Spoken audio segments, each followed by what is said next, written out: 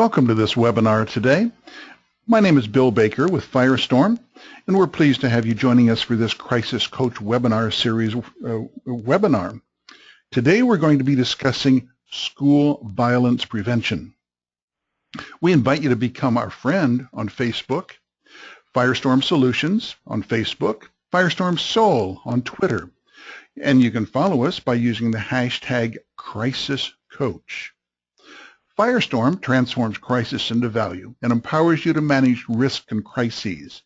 Firestorm expertise is crisis management, critical decision support, crisis communication, crisis public relations, and consequence management. Please keep in mind that the webinar today is not complete without the accompanying oral comments and discussion, and the work product provided must be read in conjunction with advice from your organization's personal counsel. In addition, this information given and comments made should not be interpreted as legal advice or legal opinion. We're pleased to have the Tennessee Association of Independent Schools as our host on this webinar series. This is the third of a series of webinars discussing school violence prevention.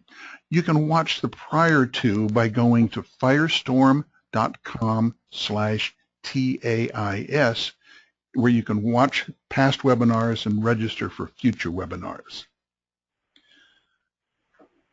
Our moderator today is our good friend Jill Royka with the Tennessee Association of Independent Schools. Jill, over to you, please. Hi, I just want to welcome everybody and thank Firestorm for continuing to provide great webinars and workshops for TAIS. Well, that was short and sweet, Jill. Well, I know people are really short on time, so I'm trying to be thoughtful of time management. Well, that's very good. And Jill's playing as a wounded warrior today with a little bit of a cold and a sore throat and coming in. So, Jill, it's always a pleasure to talk with you and to be involved with the schools in Tennessee. And we thank you and all the schools for all that you're doing for our young people. So TIS. Thank you, Bill, too. And we appreciate you and the mission of the association and what's come together there. And I look forward to seeing everybody next month. We're going to be doing a crisis workshop. Do you want to say anything about that, Jill? Yes, that's coming up next month, and it's in Nashville, and it's posted as a day-and-a-half workshop, but the second day, the half day, is optional, and that is a time when you can sit down with your team or just yourself and then with Jim or other schools and literally go through your crisis plans and compare and ask questions and network. And so the first full day is Jim presenting lots of information, but then that second day is optional to actually sit down and work on your plans. So we hope you can attend that too. And what we'll do in the first day is go through some aspects of crisis management and go through an actual crisis exercise and let you get the experience of making decisions as we go forward.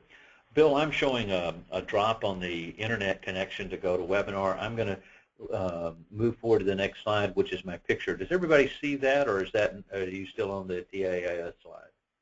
I just see the TAIS slide. Okay, now the connection may have been restored. I'll continue, and we'll hopefully, Bill, get the connection back up as we're moving. There we go. There you go. Oh, good. It says, I got a note that it's been reestablished, and so everybody just missed seeing my picture, which is a benefit for them. I think Bill must have done that intentionally as we work through it. This is a survey that we did of 400 schools, and I think it's important to stop for a minute. And when you think about why TAIS has done this webinar series and why we've done the workshops in the past and are doing the ones that are coming up, 58% of the schools reported that their disaster and emergency plans are, quote, a work in progress. Only 18% responded that their schools are, quote, completely prepared for a crisis.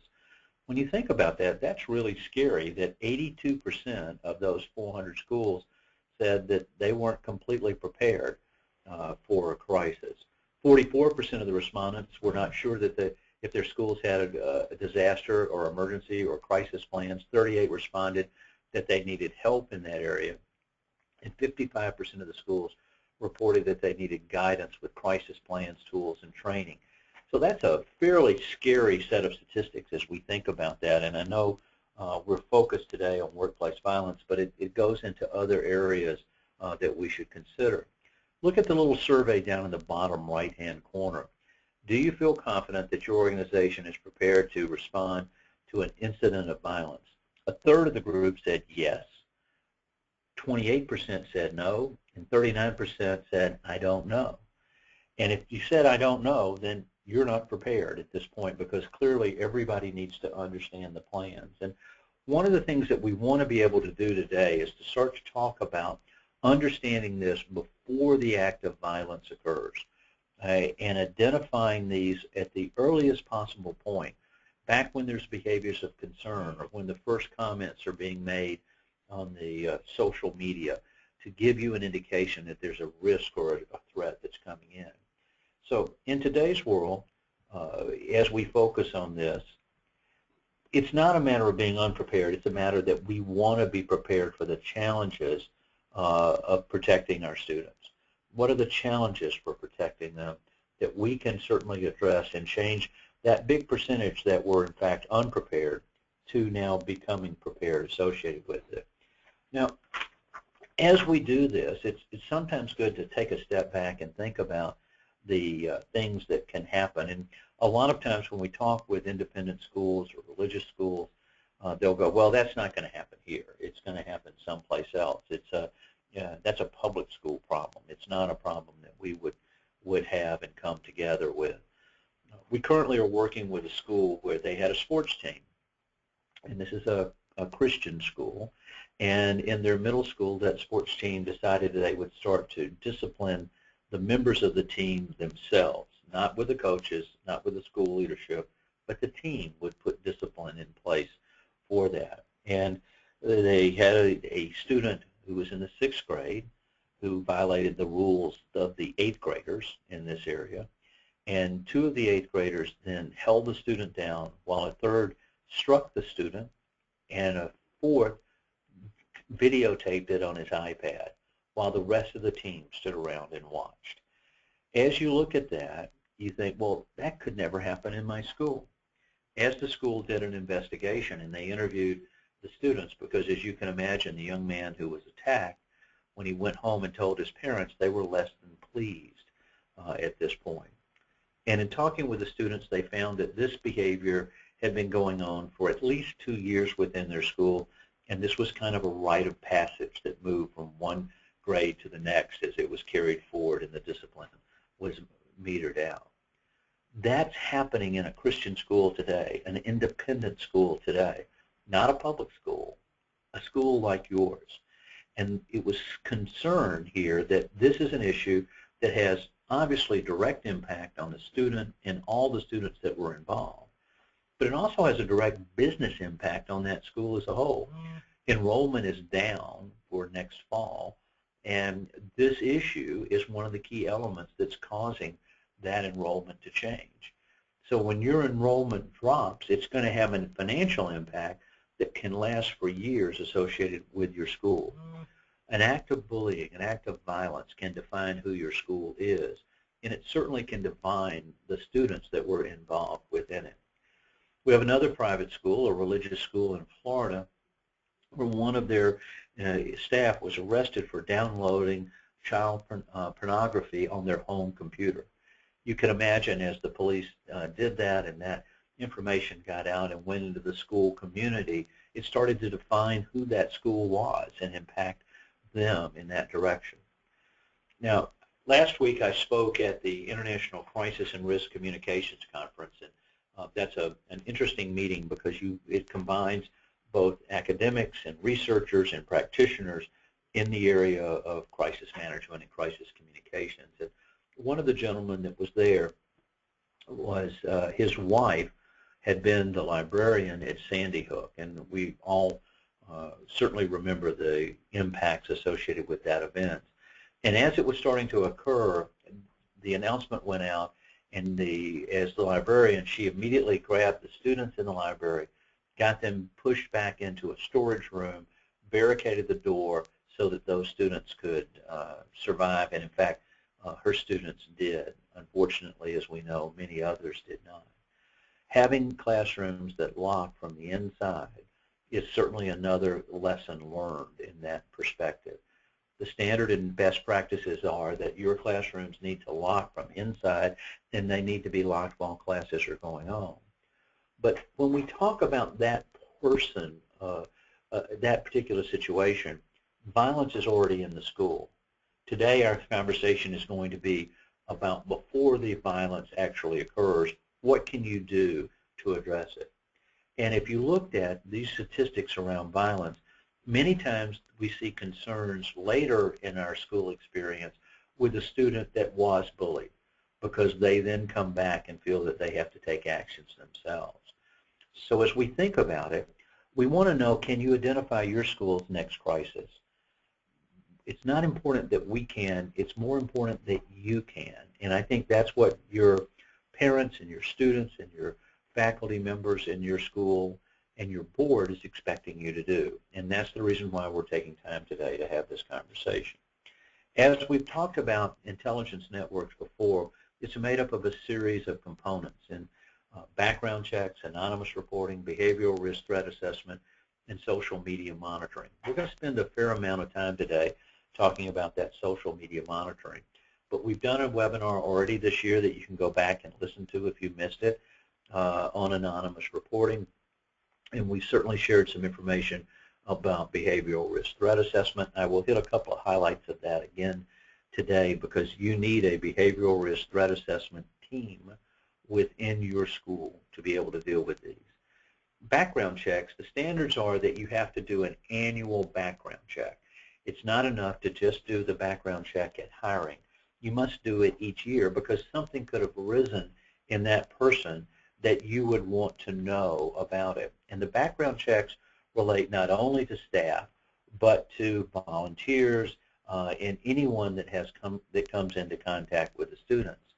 Now, it's great to do a national federal database felony background search, and most schools do those, and that's a great idea to do and to look at it. But recognize when you do that, you will not pick up misdemeanors. So if I had been arrested for a felony, but then plea bargained down to a misdemeanor, I would not appear in that federal database. So let's assume that I had been arrested for child molestation, and I then plea bargained down to a misdemeanor. That information is not in the federal database. So one of the things that you must do is to do a misdemeanor search at the county courthouse level. Now, the good news, the background searches are not much more expensive from the providers that do that, and if you need some help, we can certainly align you with the people that do those. But you pick up significant information. And in looking at it on an annual basis, wouldn't you want to know if you had a teacher who had a drunk driving charge, or who had some other type of a misdemeanor that appeared in their records? That would be an area that we would expect you to know about and to look forward. So part of creating this intelligence network is knowing who we're letting into our school as our faculty and staff, and what has been happening to them over the previous year as you update that annually. That's a key portion of creating the intelligence network that we're talking about today. As we continue on, there are warning signs of these types of events, and they can be seen as signals that tell us that something is about to happen. And that's part of the challenge that we face in our schools on a regular basis, because what our goal here is to intervene before that gun comes to school, before it's in the backpack and coming together. And so identifying these behaviors of concern and having that as a broad program in your school is a fundamental element in building this intelligence network. Now, when we talk about behavioral risk assessment, let's look at this from low, medium to high. Low is that's a normal discipline problem. It's not anything that's a particular concern. It's something the child acted up, they did an area, and it's not violent, but it's a discipline issue. You've got great programs in place within your school to deal with those. If it was all the way at that high, where suddenly there was something that was occurring and it was significant within that area, then you would know to call the police. the gun came to school, you're not going to have a choice. If there was a violent attack on a student, you'd have to know the notify the Department of Family Services and the police as part of your reporting requirement. So we're going to take those two categories off the table. But there's a large gray box in between those, and that's where those behaviors of concern come in. And that's when we talk about a behavioral risk threat assessment. That single area is the focus. Now, we divide that into 3 levels: guarded, elevated, and severe. That's the area that we want to focus our interest on to be able to determine, is this something that's just a little bit more than a normal problem, or is it just below being something that could convert to an act of violence? Because we're going to take different actions in our school around it. Now, we want to intervene in that thermometer on the side, down at the behaviors of concern, before it escalates to that threat, physical injury, or even death. No one wants to see that happen to anyone in our school, and that's why it becomes so very, very important. So you have to establish a program so that everyone within your school can identify those people that have behaviors of concern, those students, long before they can propose that threat. Because if that gun is already there, we have missed the signals, we've missed the information that could have made a significant difference at that point.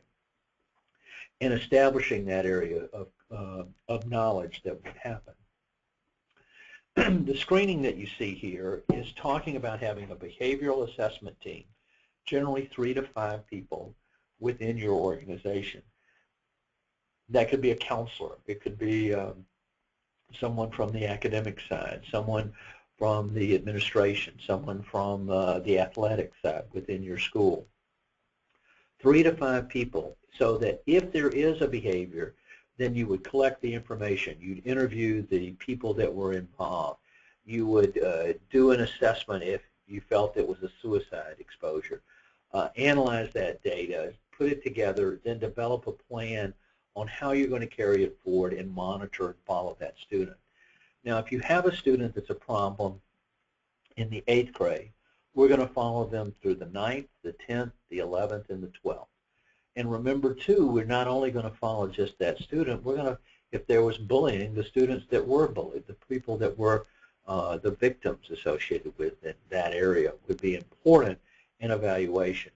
Sometimes we have to refer to an outside party to become involved to help us within those areas. Now, we mentioned just a few minutes ago about these 3 levels, and I wanted to take just a second to clarify them a little bit. Now, remember, it's more than just that normal discipline, and it's less than the act of violence. That's where we're focused. At the lowest level, it's a guarded level.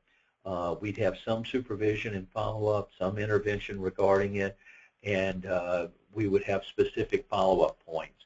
You'd work with the teachers that were involved with the students, or if there were coaches that could look and help you provide that information.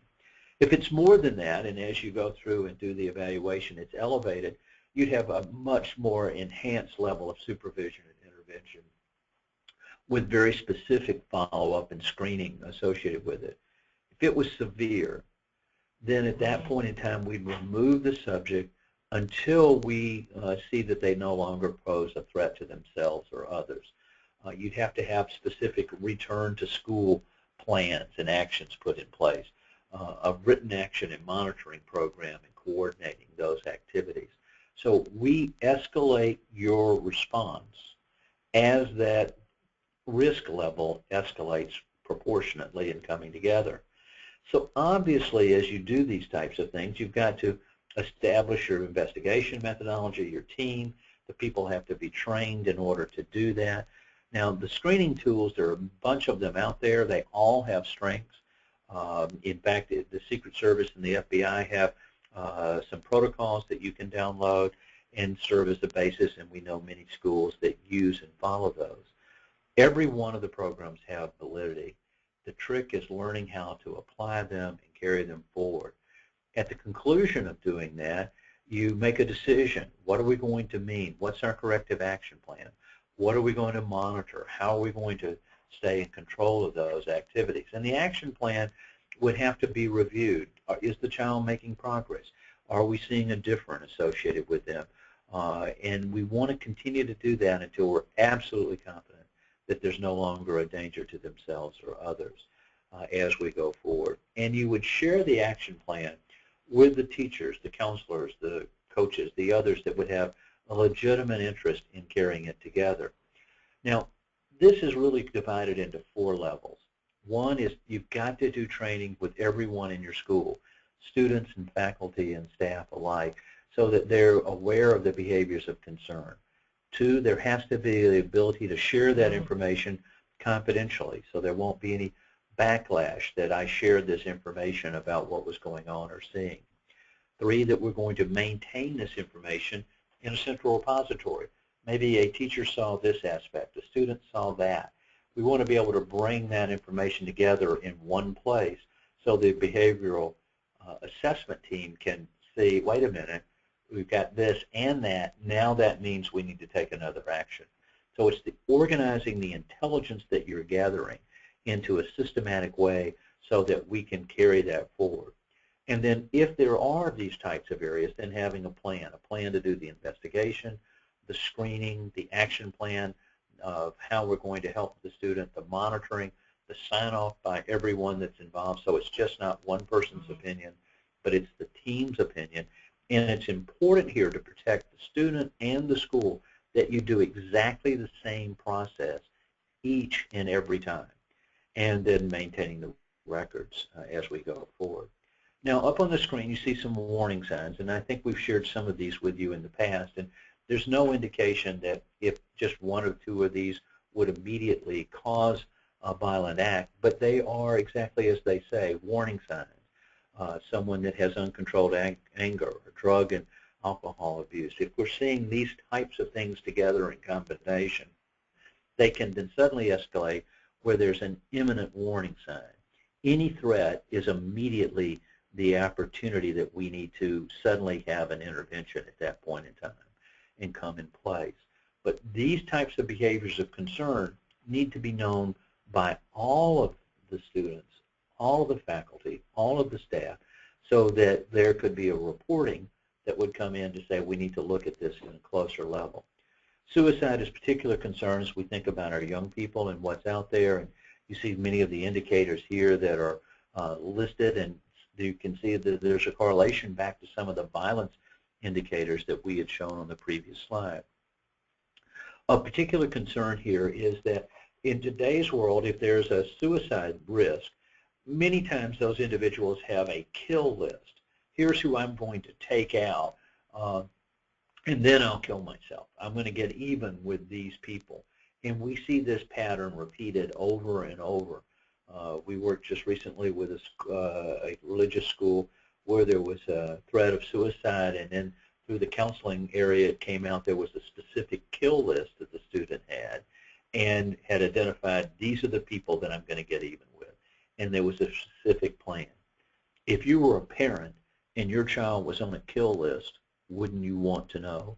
Don't you feel you have a right to know? And if a parent found out later that that information was there and you could have had the knowledge to know that, and in fact you didn't, that's going to significantly impact what's carrying forward. So we follow a predict, plan, perform process. Predict and understand what the vulnerabilities, threats, and risks are. What are their impacts? How are we going to monitor them? What are the triggers? Now, the impacts are such that they would impact the person that's directly involved and the people that were around it. The sports team that I described clearly had their season canceled. You had some students suspended, some students expelled as a result of that, but also the school was impacted. The school was impacted because enrollment for the fall has dropped off significantly as a result of those events. It had a brand and reputation impact.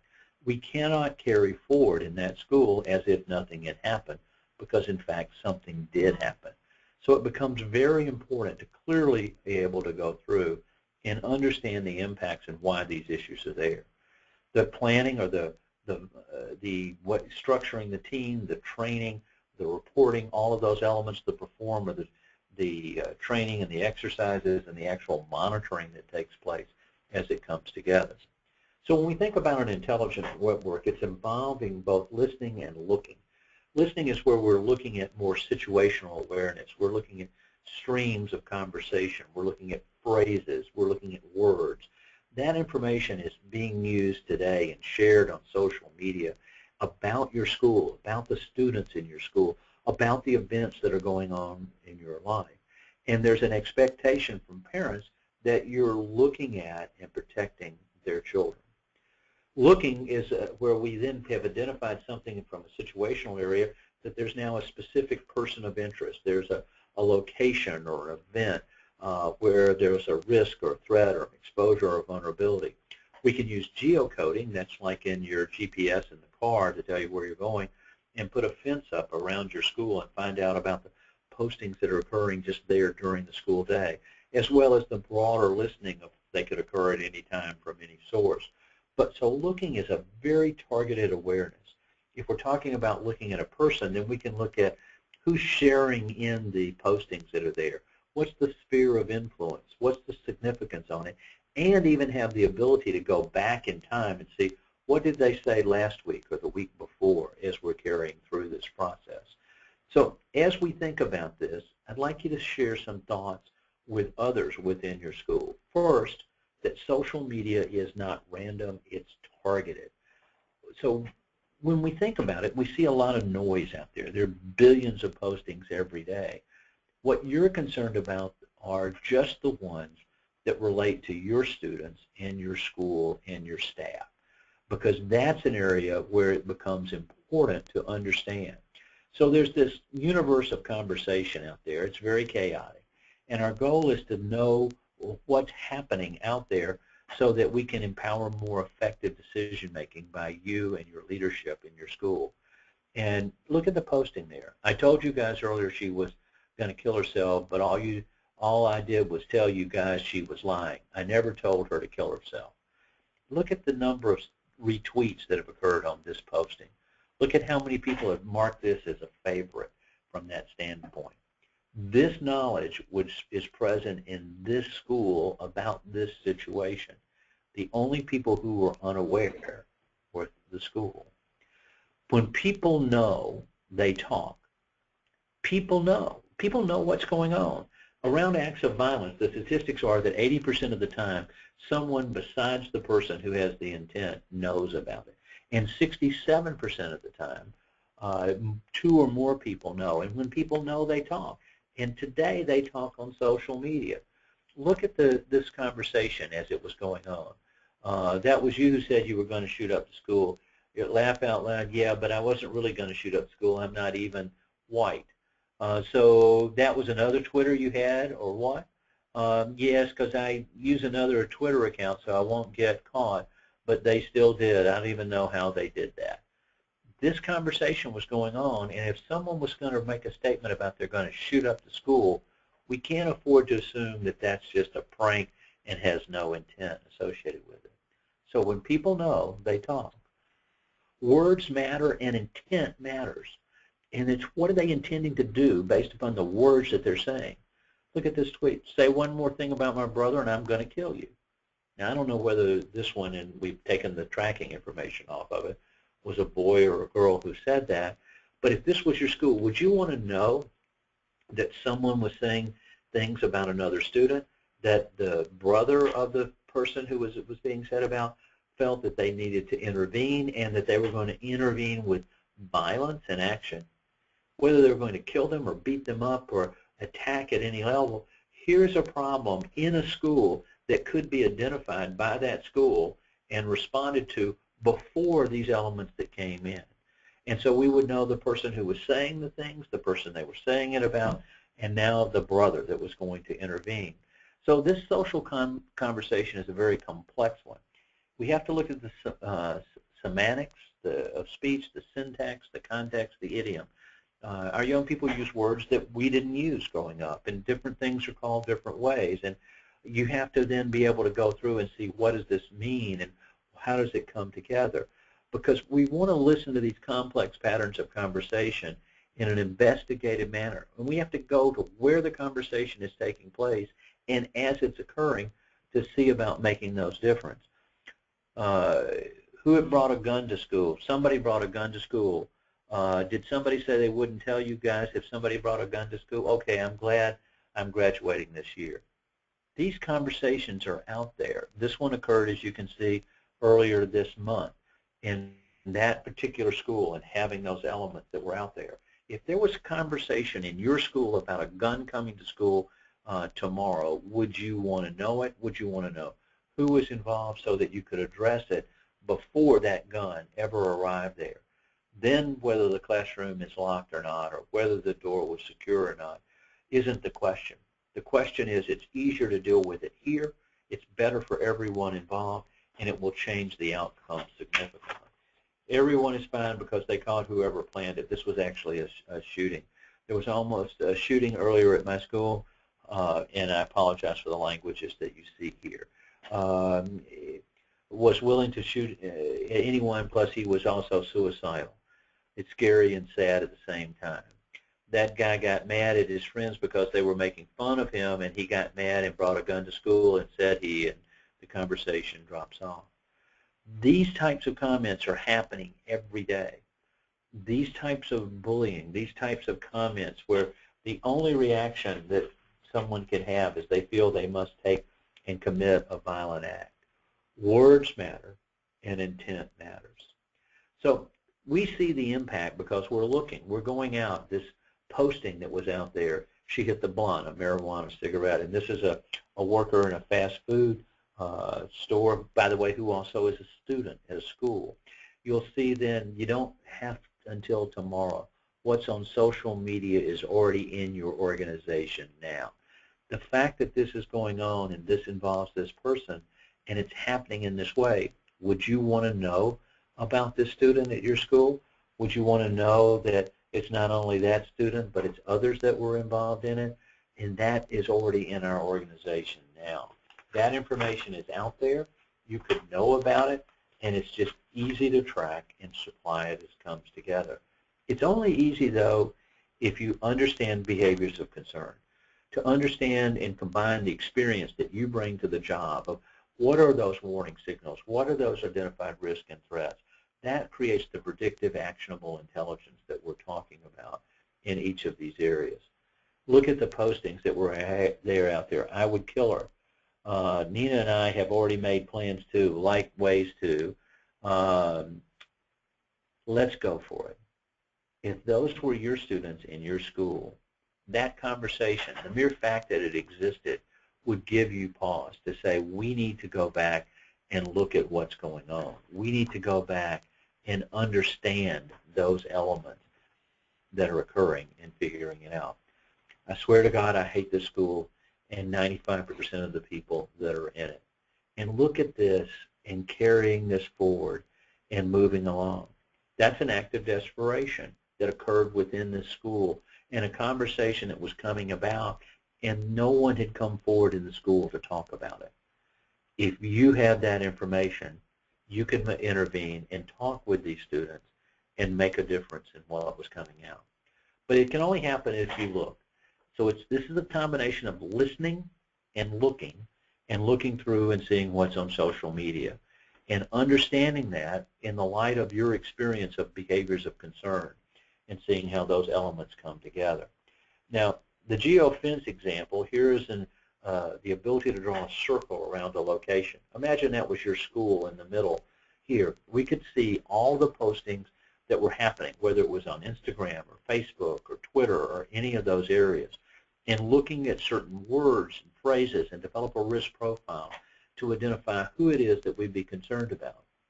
Now, we can do a broader one and look at open streams, but if we were looking at a particular area in a school, sometimes it's good to have this ability to drill down on it.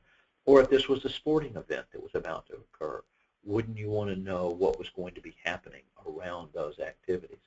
So there's a lot of information that's out there. There are many things that are occurring within that circle, and we can make it as broad or as tight as we want to have and look at it. But the information is out there.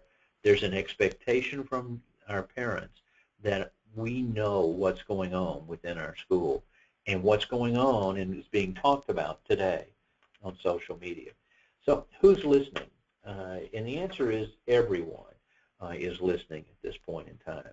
They're listening to each other. They're listening to comments about it, it's being shared, and it's having impacts. It's having impacts on whether the violence physically occurs and we're having to deal with that episode and go on to lockdown, or to have a student expelled or have a student attacked. It's going on with parents making decisions.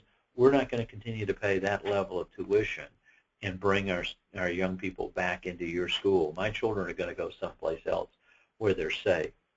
This is defining schools today.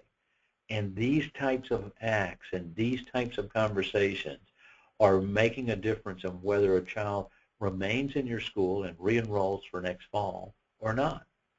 We're seeing in one school, it's both a lower school, a middle school, and an upper school. Because of activities that happen in the middle and upper schools, it's now affecting enrollment in the lower school because the parents don't want their children to grow up into that environment.